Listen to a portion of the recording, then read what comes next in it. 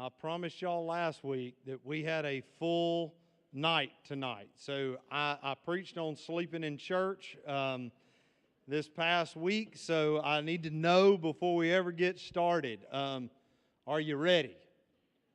Are you ready? Because we're about to cover some ground. Does everybody have a listening sheet? Looks a little bit like this. If you did, anybody get one? Nobody needs one? We got plenty of them. Sure? Anybody? Somebody moving to the back? We got some fine gentlemen will be help get y'all find one. All right. If you have a Bible tonight, you want to open your Bible with me. We're going to look at a passage of Scripture, and we're going to see how that talks specifically to we've been talking about not only the existence of God, but the creation of God, and how creation testifies to the obviousness that there is a God. If you've got your Bibles, you can take them and open with me this evening to Romans chapter 1. Romans chapter 1, verse 20. Romans 1:20 coincides directly with Genesis 1:1, coincides directly with Psalms 14:1. You remember that last week we talked about Genesis 1:1, and Genesis 1:1 assumes the existence of God when it says, "In the beginning, God created the heavens and the earth." And Psalm 14:1 deduces that only the fool would say in his heart that there is no God. Romans 1:20 helps us to understand that, to take that a little bit further, because it talks about natural revelation. Now, we've talked about a lot the difference in natural revelation and special revelation. If you're taking notes tonight, you may want to differentiate those at the top of your sheet, because tonight we're going to talk specifically about natural revelation. And natural revelation is that anyone could deduce from the world around them that what they are seeing obviously must have a maker because of the design, because of the intricacy of it, because of the genius of it, because of the beauty of it, because of the majesty of it, that no matter who you are, no matter where you live, no matter when you have lived, that by observing the world around you, that creation itself testifies to the fact that someone made it. Now, that is not enough to save an individual, but it is enough to make an individual accountable. Now, what do we mean by accountable? If I know there is a God and I could deduce that from the world around me, that doesn't mean I know that God. That only means I know that He must exist. So because people are accountable to that God, natural revelation has never been enough to save. You have to have special revelation. When we use the term special revelation, it is specifically what we talk about when we talk about the gospel. When we testify to the person and work of Christ, the message of salvation, that is special revelation. It is fine for people to know that there is a God, but the Bible testifies in James that just because you believe in God, that's not enough. The Bible says that even the demons believe in God and they shudder. So the knowledge that there is a God and being able to know that God are two different things. So in your life, you have to have both natural revelation to reveal to you that there is something out there larger than you, but you also, to be saved and have a relationship with that God, have to know special revelation. But tonight we're talking specifically about natural revelation, and in Romans 1:20 it says, "For since the creation of the world, God's invisible qualities, His eternal power and divine nature have been clearly seen, being understood from what has been made, so that men are without excuse." Now, what does that mean? It's really simply put that when you look at the world around you, it testifies to who God is, so you have no excuse not to believe that there's a God, because you would have to go out of your way to believe that there is not a God. And so tonight I want us to talk about some of the things that are obvious about in the world. Some of the terms we're going to use are going to sound like $5 words, but once we define the terms, the term itself is not that hard to understand. So don't let some of the terms as we're walking through this, don't let any of them put you off. But whether or not you are really, when you get right down to it, what we've been discussing is that there are only two possibilities for everything that exists. Either it has always existed and it has no cause, or it had a beginning and it was caused by something else. That's pretty simple. Either it's always existed and it's uncaused, or it had a beginning and was caused by something else. If there's no God, why is there nothing? Why is there something rather than nothing? Either no one created something out of nothing, or someone created something out of nothing. Y'all with me? Let me say that again. If you listen to this makes sense. Either no one created something out of nothing. That's what modern science teaches. No one created something out of nothing. Now, if that didn't make sense to you, it's because it's nonsensical. Yet that's what's taught, that no one created something out of nothing. That is the principles that are taught in modern science. That seems to be a strange principle, because when I just said it, even before you objected to it, you're thinking, I don't understand that because that doesn't make sense. It actually makes more sense than you think it makes, because it doesn't make sense. And there's a reason that was a hard sentence to understand. And the reason it was hard to understand is because to a mind that has not been turned over and depraved, that's what Romans 1 says, that you will be turned over.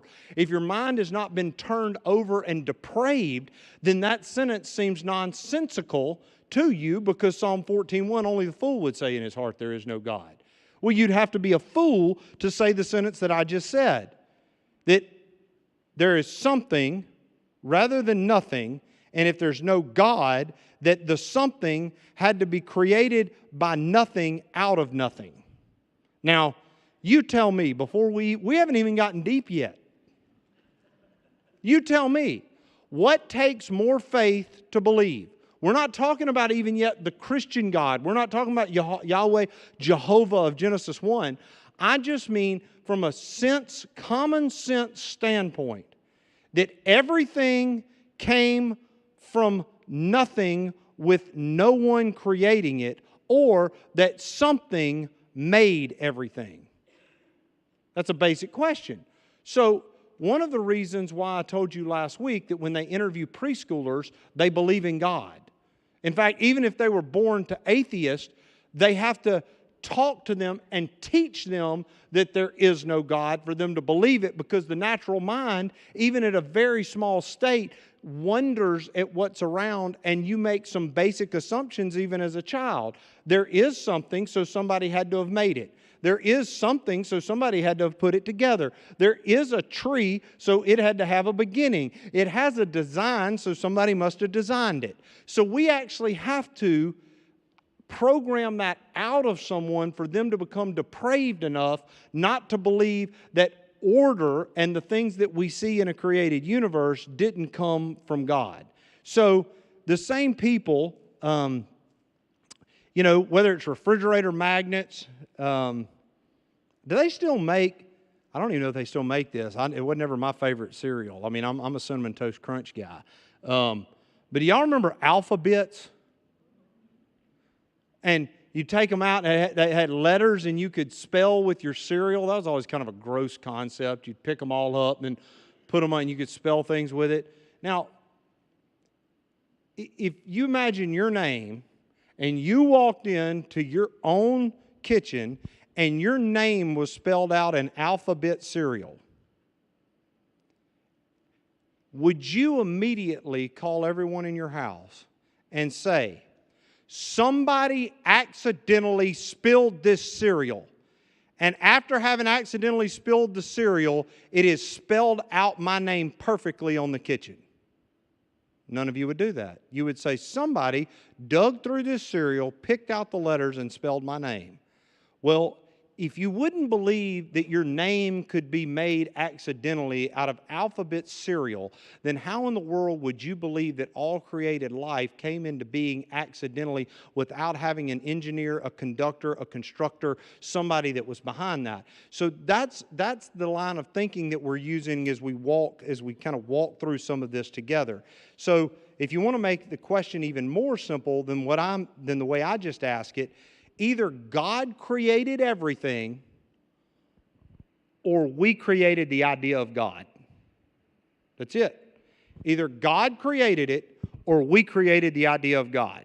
So if God created it, how can we intelligently get into conversations with people who believe they're intellectual because they believe that their atheism somehow causes them to be of higher intellect than those of us who believe that things that show design have a designer? So you want to have some $5 words, we'll throw some out. But don't let the words scare you, because the principles behind them are really simple. And the first one you see there is something called the teleological argument. And we've actually been talking about that. The teleological argument. That basically says that every design had a designer. And since the universe has highly complex design, the universe had to have a designer. To make that even more simple, every watch has a watchmaker. You don't have to convince people when they buy a watch, whether it's digital or whether it's old school, that somebody designed that the watch didn't come into being accidentally, that it was manufactured, and that someone, an engineer that's extremely bright, someone had to have put that design together so that the watch could be usable, so that the watch could have purpose, that the watch could do what it's supposed to do.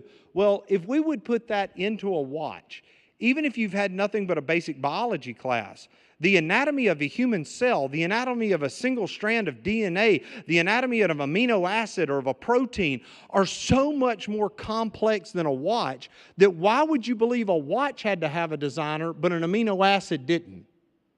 That is the height of foolishness.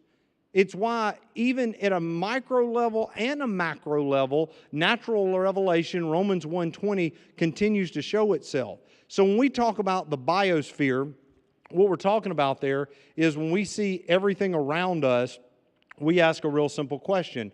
What caused this? What is the first cause? And so we will have people that claim to be atheists that will claim that there was a Big Bang theory, that matter and space and time collided, and in just the right chance, in just the right amount of randomness, that collision caused energy, and that energy produced sparks and heat, and that heat combined with that energy and with that amount of time, that randomly, through enough processes, life began to emerge from that, and the universe came into being. Now, despite the fact that that is mathematically impossible, it is impossible for that to have happened.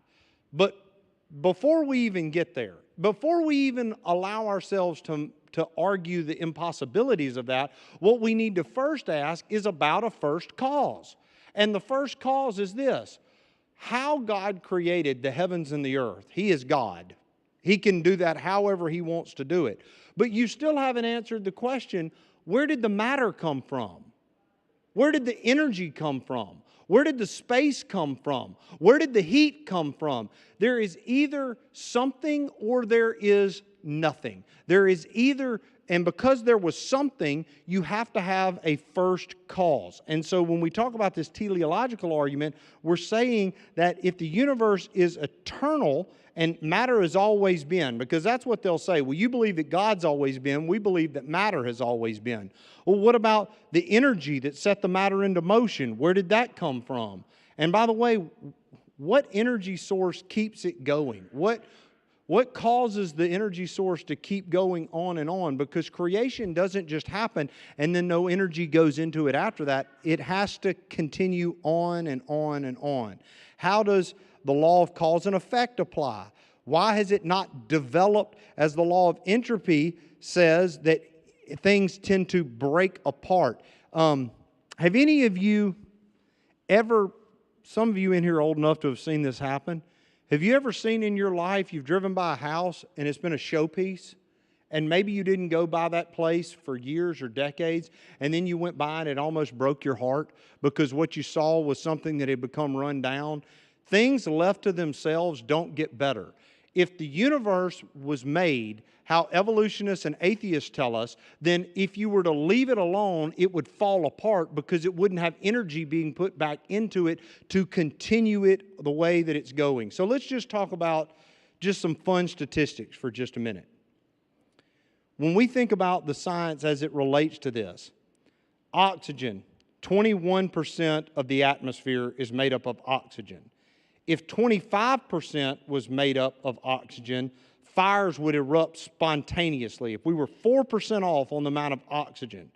If 15% was oxygen, we would all suffocate and die.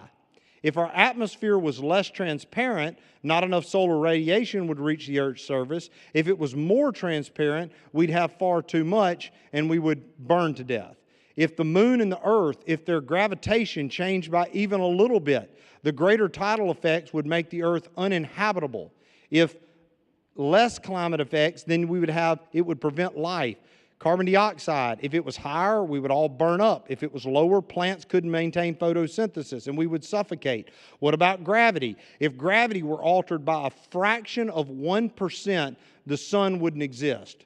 When you think about the centrifugal force of planets, the expanding universe, which is proven, by the way, the speed of light, if it was altered by even a slight amount, life wouldn't be possible. We could go on and on. Where Jupiter is in its orbit, the thickness of the Earth's crust, the rotation of the Earth, if it took longer than 24 hours, the temperature difference would kill us all. If it was shorter, the velocity of the winds would be so much we couldn't live. The Earth's tilt is 23 degrees. If you altered that just a little bit, nothing could survive. Light and lightning would cause fires and would destroy everything. If you had more seismic activity, life would be destroyed. Less nutrients wouldn't be cycled in the ocean and river run out. So what are the chances that these things and the other 122 constants that there are in the biosphere, what are the chances that all of those things happen randomly by chance? From the tides to the gravitational forces to the amount of oxygen to the amount of carbon dioxide to where the moon is placed to where Jupiter is in the solar system. What is the mathematical chance that that all happened accidentally? You ready for this? 1 in 10 to the 138th power.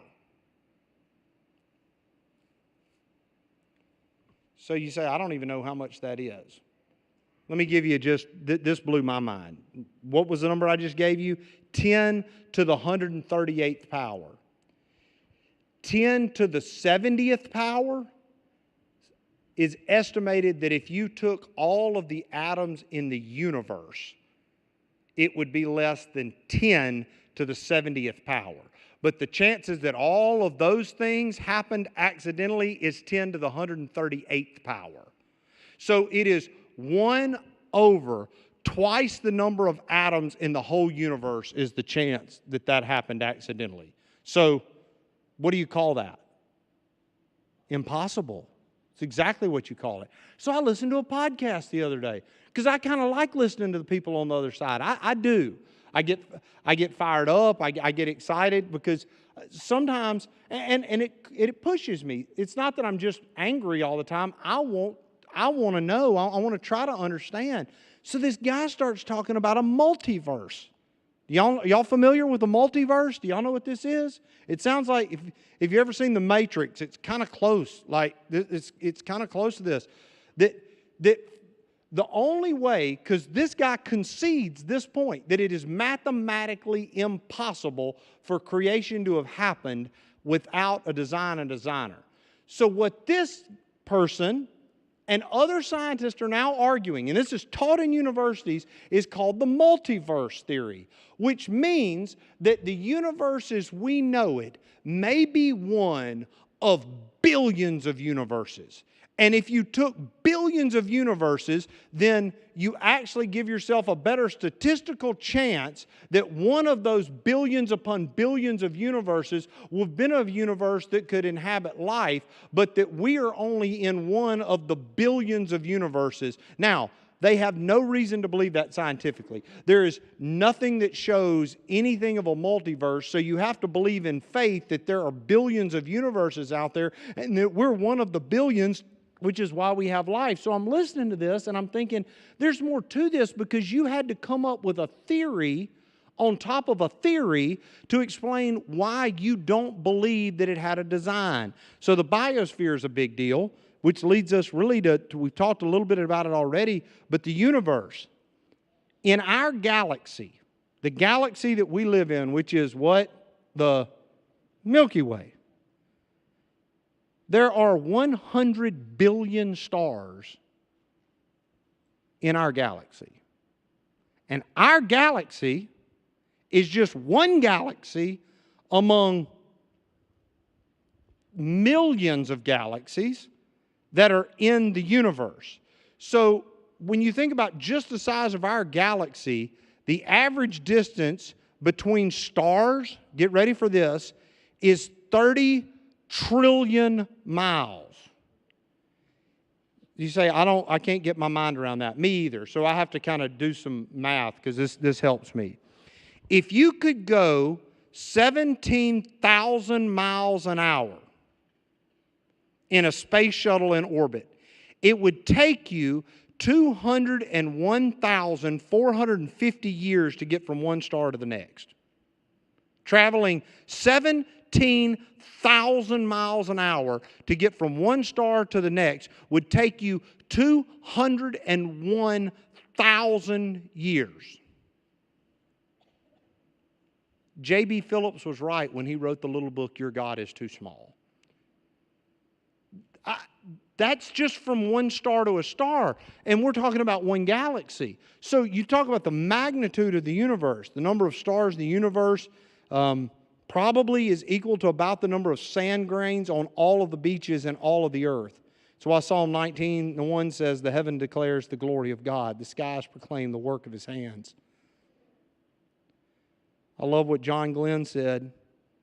He went into space, and this is what he said. He said, to look at this kind of creation and not believe in God, to me, is impossible.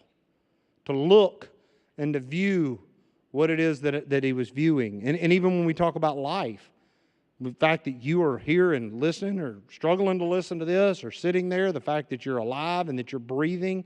Before we discuss the impossibilities of macroevolution and microevolution, we talk about the extreme problem for Darwinian evolution, and that is, where did the first bit of life come from? Even if you believe, and I don't, I'm just putting this out there, but even if you believe that life came from a single-celled amoeba, that's what evolutionists teach, that life came from a single-cell amoeba, and out of evolutionary processes, that amoeba eventually turned itself. This is wild.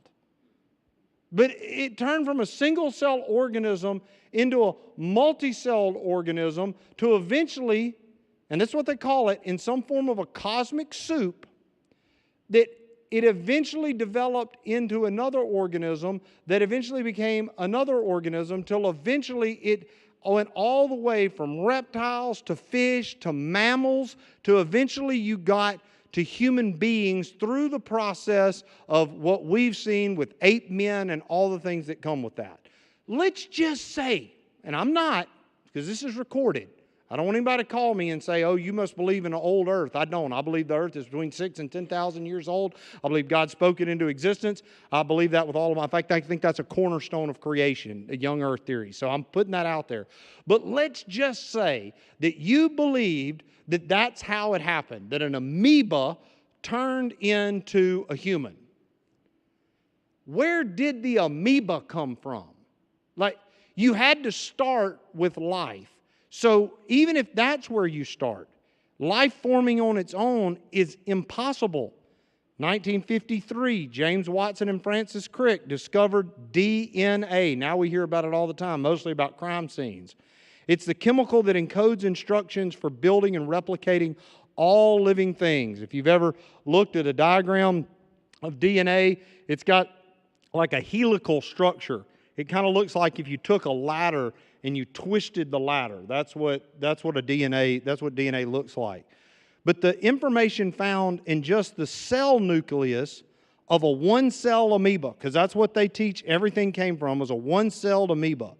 The information found in the cell nucleus of a one-celled amoeba would be several hundred, by the way, that's how small it is, several hundred single-cell amoeba could be lined up in 1 inch. if you were just to take that, just the DNA from a single cell amoeba, it is enough information as 1,000 complete sets of the Encyclopedia Britannica. Let me say that again.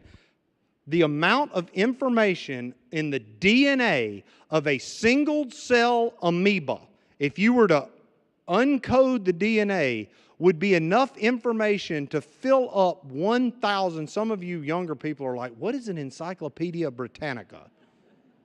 All right?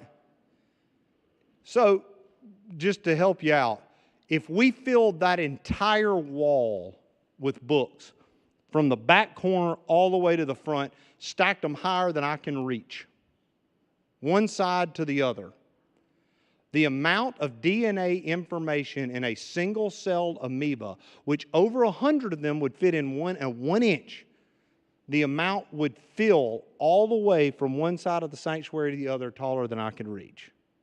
That's where they're telling you that that's where the accident started.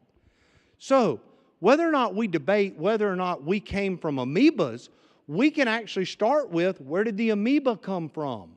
Because all the evolutionary processes to get from amoeba to human, that's a whole different level. But we're talking about the amoeba itself, that is completely ridiculous. I had some friends this past summer. They went on the Great American Road Trip with their family, loaded up and took out. And one of the places they went to was Mount Rushmore. I haven't seen it. Anybody in here seen Mount Rushmore? I hadn't made the trip. One of these days I'm going to see Mount Rushmore. I've been a lot of places, but I hadn't seen Mount Rushmore. So they went and saw Mount Rushmore. From what I understand about Mount Rushmore, once you look at it, you've kind of looked at it. But I want to look at it. I want to say I looked at it. So I want to go up there and look at Mount Rushmore. But I can promise you, if we went, I would not stand on the side of Mount Rushmore and say, isn't it amazing? The accidental erosion, the wind force that carved out the men on the side of the mountain. No. It doesn't matter how big of an atheist you are. It wouldn't matter if you're a raging, angry atheist. If you went to Mount Rushmore, you would marvel at the engineering. I went to the Hoover Dam this year. If you've never been to the Hoover Dam, it's awe-inspiring. And what it took to make the Hoover Dam, and looking at these men that are hanging off ropes and ladders and the construction way before the modern technology that we have today, I thought it was super cool just seeing that. But I didn't go to the Hoover Dam and think, that is amazing. I guess the mountain just fell off and this is what we ended up with. No, you marveled at the engineering. You marveled at what it took. Even a raging atheist would look at that and say, yeah, somebody designed that, somebody built that. Then how do you look at everything else in the world and say, yeah, but nobody built this? An amoeba is so much more complicated than the Hoover Dam, my mind can't get around it. An amoeba is so much more complicated than Mount Rushmore, I can't get my mind around it. Yet, we're willing to believe that Mount Rushmore was created, designed by people. We're willing to believe the Hoover Dam was created and designed by people, but we are unwilling to believe that an amoeba that is much more complicated came from the Lord. Life can only arise from life. Even if scientists had the chemicals. And by the way, people will say, if we had the right mix, we could make it happen. Well, no, they couldn't. They haven't ever done it. It's never been done.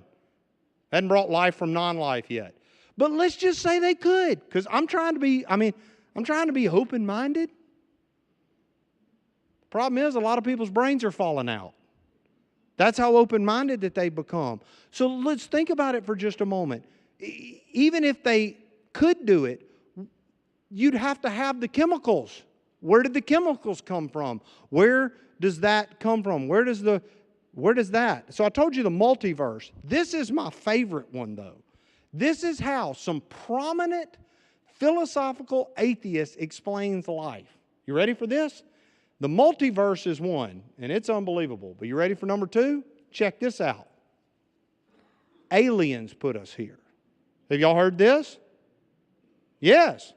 That is actually a common taught theory that Actually, the life we have on this planet was designed, watch this, was designed by beings that are so much smarter than we are that they created our world and placed us here. Now, I told you it's a matter of faith. So either I have to believe that there are super intelligent Martians that condescended to make something as simple as we are, which sounds a lot like that they want to believe in God, but they've named it aliens, right? Something so much bigger than us, so much smarter than us, so otherworldly that they've come and they've placed life here. In fact, as I was listening to one of these theories, I couldn't help but think, you just made the argument for intelligent design. Follow me here.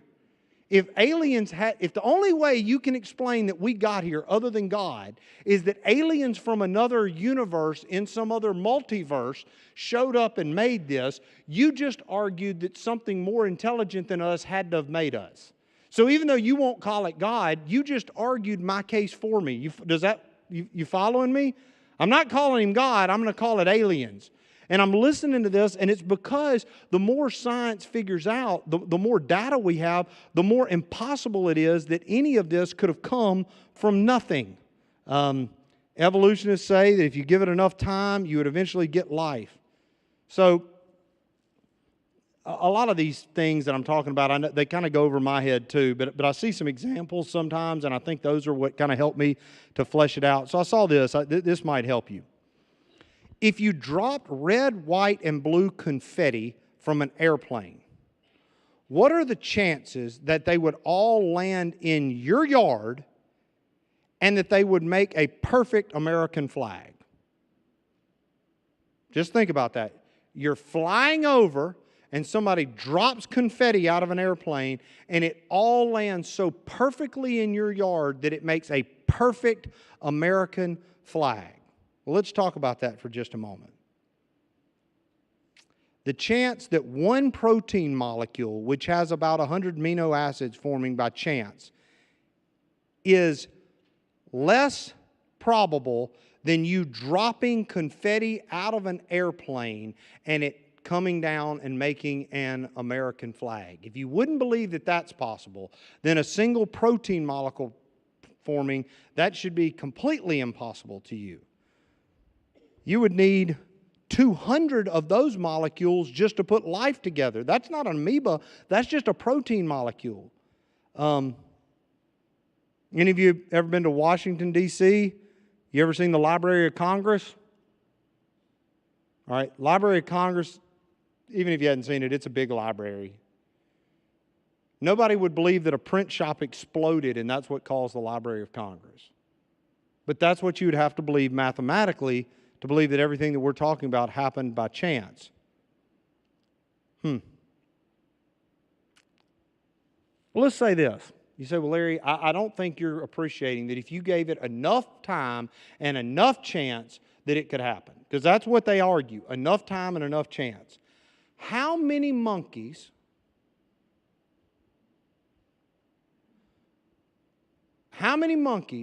would you have to give typewriters or word processors or computers to? And how long would it take them to write Shakespeare's Hamlet? If you gave 1,000 monkeys 1,000 different word processors and you gave them 1,000 years, do you think those 1,000 monkeys in 1,000 years that any one of them would accidentally write Hamlet? What if you gave 1,000,000 monkeys 1,000,000 word processors and you gave them 1,000,000 years? Do you think those monkeys would write Hamlet? What if you gave 1,000,000,000 monkeys 1,000,000,000 word processors and you gave them 1,000,000,000 years? Do you think that any one of those 1,000,000,000 monkeys would write Hamlet? Y'all are smiling and laughing because it seems so ridiculous. It is ridiculous. But that's the argument of evolution, that if you gave it enough time and enough chance, that somehow it would design itself. The chance of a single-cell organism evolving into a starfish is less probable than 100 blind people making 10 moves with 5 different Rubik's Cubes and coming out with all 5 cubes perfectly solved. What about your own brain? Some of y'all's are better than others. But think about your brain for just a moment. Your own brain has enough information in it to fill 20 million volumes, which is big as the world's largest libraries. That's your brain.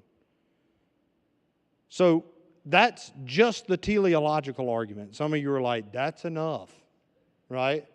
It is enough. It's absolutely enough. If you never heard another argument, you ought to walk out and say, I may not be convinced yet that God is the God of the Bible, or that God and Jesus are the same, or that I need Christ for my salvation. But you ought to, at the very least, be convinced so far that there is a God. There's a whole other argument that's known as the cosmological argument. And I don't want to take a lot of time here, but the word surge, that really helps to explain it. It just basically argues that everything that had a beginning had a cause. Basically, it's the cause and effect argument. You can't have an effect without having a cause. So the universe had a cause. So surge, if you just want to look more of this up, S is the second law of thermodynamics. The universe is running out of usable energy. It cannot be eternal, but it must have had a beginning. So that's the S. The U, the universe is always expanding. That's been proven. 1927 Hubble telescope. The universe is expanding, so it must have had a beginning point from which to expand from. Radiation, the detection of radiation, this light and heat, had a starting point at some point in the universe. Second law of thermodynamics. We talked about the S. We talked about the U, that the universe is expanding. The R is radiation. The G, they call it great galaxy seeds.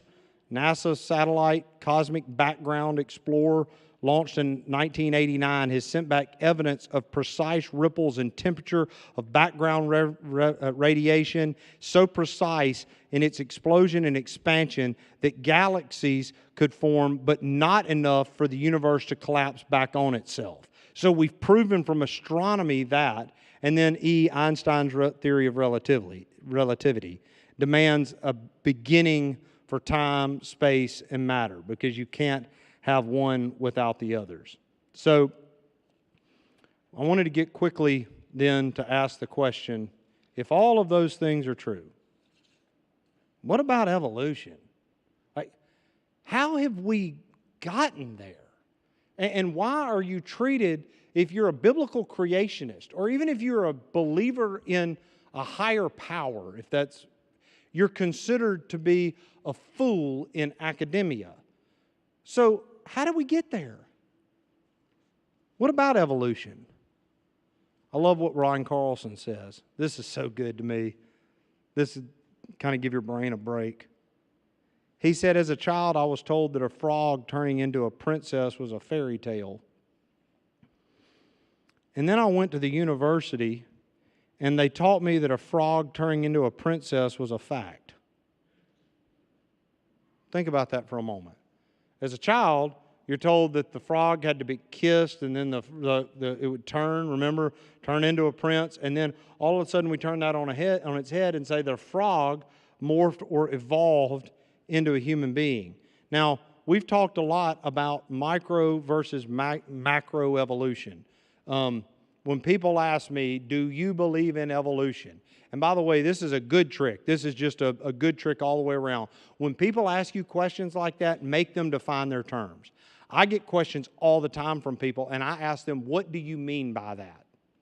People will ask me, what do you believe about predestination? And I'll say, what do you mean about predestination?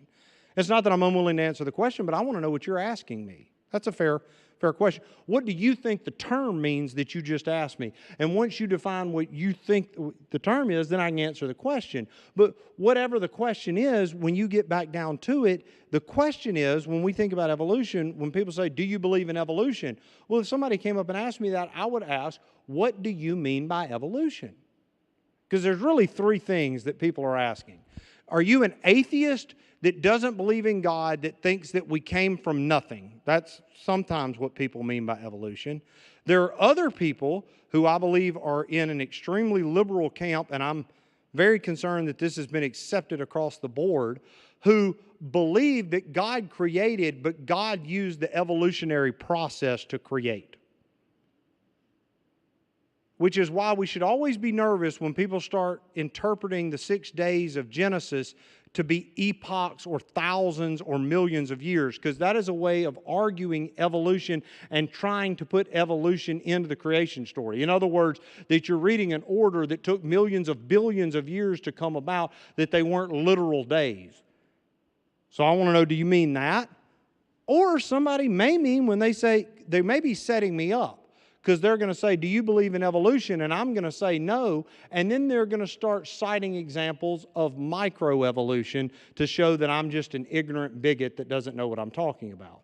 So I want to know, what are you talking about? Because, and if they are talking about micro versus macroevolution, this may shock some people to hear this. I believe in evolution. Follow me on this. If you're talking about species adaptation, yes.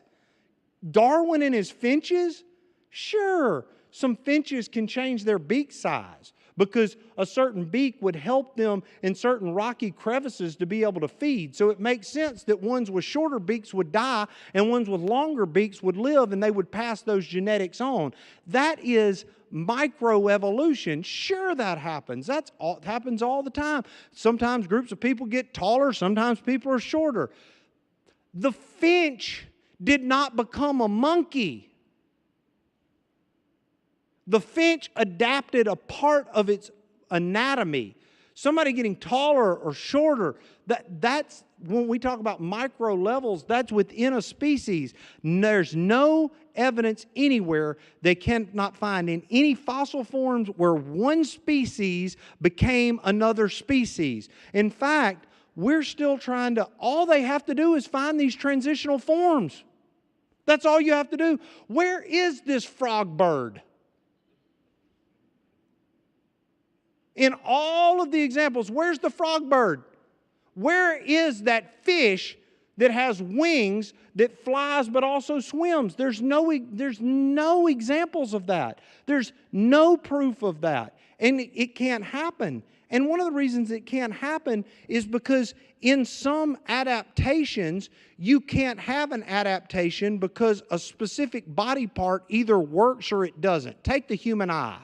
Have any of you had an eye exam lately? The human eye is incredible.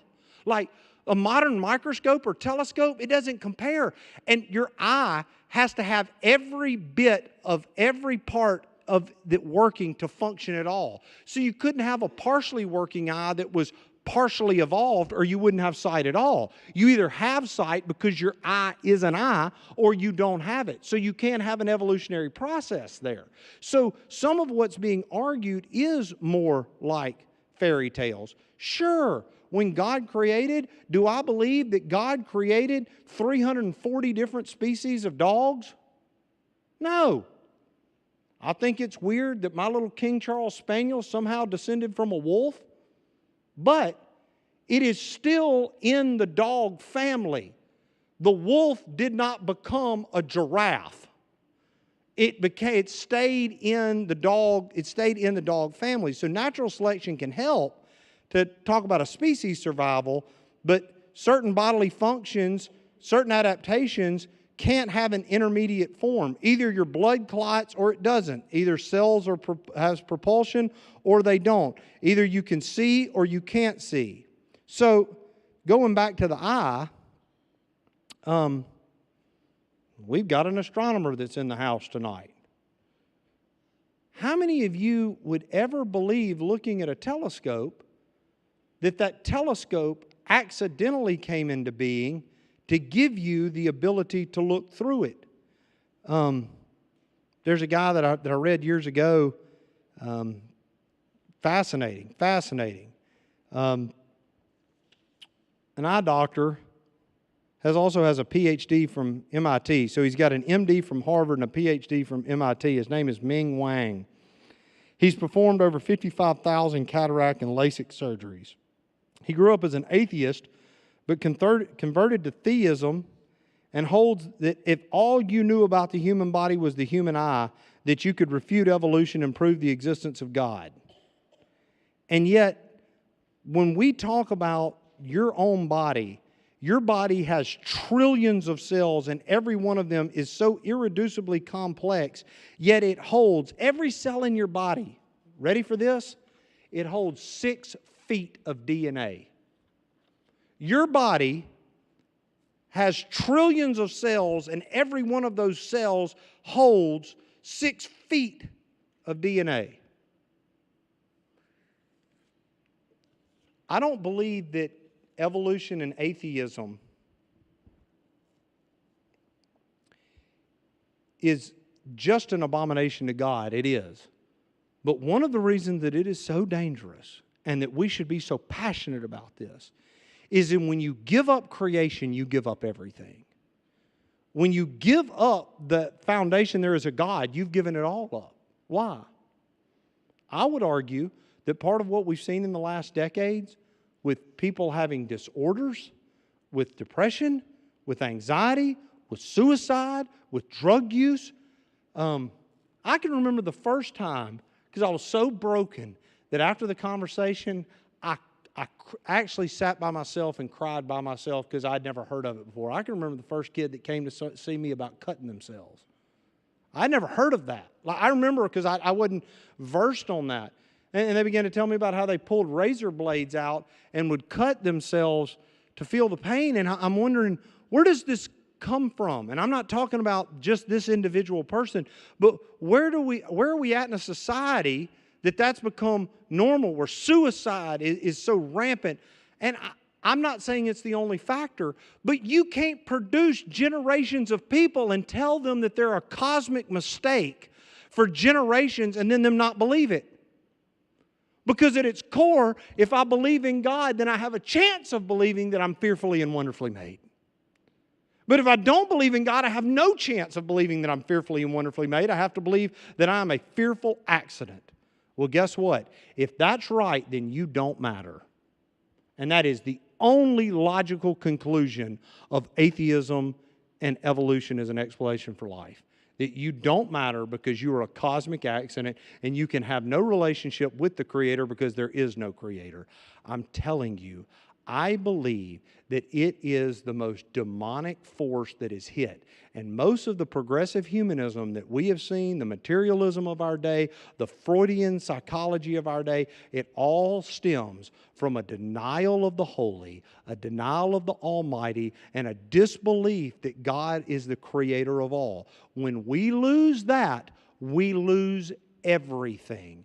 The right to life, the right to freedom, every right that you claim is grounded in the fact that you derive those rights not first from government, but first from God. And if you take God away, then it is any wonder that we live in a state of perpetual anarchy in people's lives because they have denied the holy.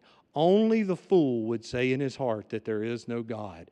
If Romans 1 is the inspired, infallible, inerrant Word of God, then those that deny the existence of God are people who are being given over to a depraved mind, because any logical person that would just have an observing eye and a willing spirit would see that the world around them testifies to the majesty and the glory of the one who made it all. The question that natural revelation ought to bring to your mind is not, is there a God, but it ought to bring the next question to your mind. And what do you think that next question is? How can I know Him?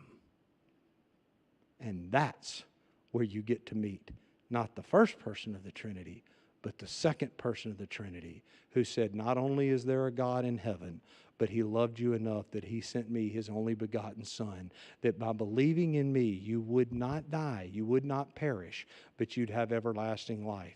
Friends, not only is there a God in heaven, but you can know him. And the reason I know that is because of the death, burial, and resurrection of his one and only Son. He is the image of the invisible God, Colossians chapter 1. He is the Word made flesh that tabernacled or that dwelled among us.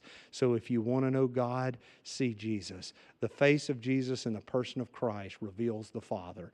And that's the power of the gospel as it translates to us that we know not only is there a God, but I can know him. And Jesus is the proof of that. Let me pray for you. Lord, I bow before you and I declare that you are God, you are holy, that you are one, that you are deserving. And so we bow before you now because we are blown away by the evidences of your divine design. God, I don't pretend to be able to understand it. And God, I apologize that even trying to teach this tonight, how bad I know I'll mess this up. I'm trying to understand with such a simple, flawed brain and fallen nature, a God that is so complex and so brilliant and so wise. I know you'll give me all eternity and I still won't be able to wrap my mind around it. But that's why you're God and I'm not. And I'm thankful for that. But I'm also thankful that you made it really evident that I can feel the wind. I know it had to have come from somewhere. That I'm able to feel the sun. I know somebody must have sent it. That, Lord, as the water trickles by, I recognize that that life, that water came from a source. And you are the source and the giver of life. But I bow before you even more thankful because that could all be true. And you still didn't have to let me know you.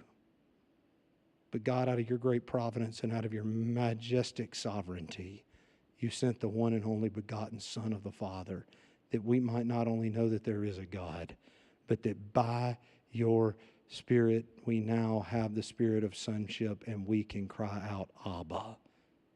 That we don't just call you God, we call you Father. Thank you. In the name of Jesus, amen.